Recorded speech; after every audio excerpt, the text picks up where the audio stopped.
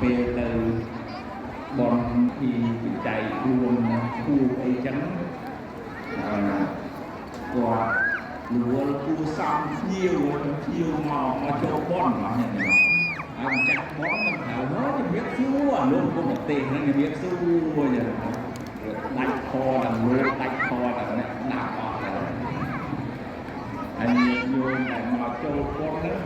ចូលទៅសិក្សារៀនសូត្រទាំងអស់គ្នាណាញោមណាហើយញាតិញោមដែលឆ្លើយត្រូវហើយយកហើយទៅសិក្សាទាំងអស់គ្នាញាតិញោមណាកុំយកទៅទុកចោលបានទេញាតិញោមចឹងចឹងសំណួរ5ខាងដើមគឺសូមទុកឱកាសឲ្យញាតិញោមតែមកធ្លាប់ចូលរួមកម្មវិធីសំណួរចម្លើយនេះមុនអ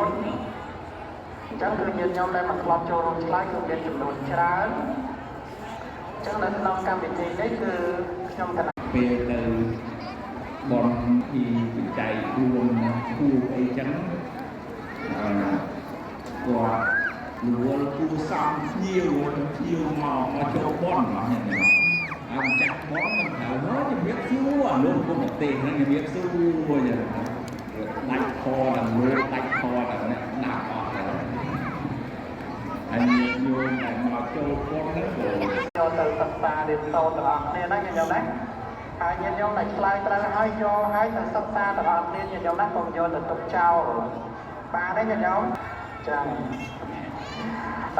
ចឹងសំណួរ5ខាងដើមគឺសូមទុកឱកាសឲ្យញាតិញោមតែមកធ្លាប់ចូលរួមកម្មវិធីសំណួរចម្លើយនេះមុនអញ្ចឹងគឺញាតិញោមដែលមកធ្លាប់ចូលរួមឆ្លើយគឺមានចំនួនច្រើនអញ្ចឹងនៅក្នុងកម្មវិធីនេះគឺខ្ញុំ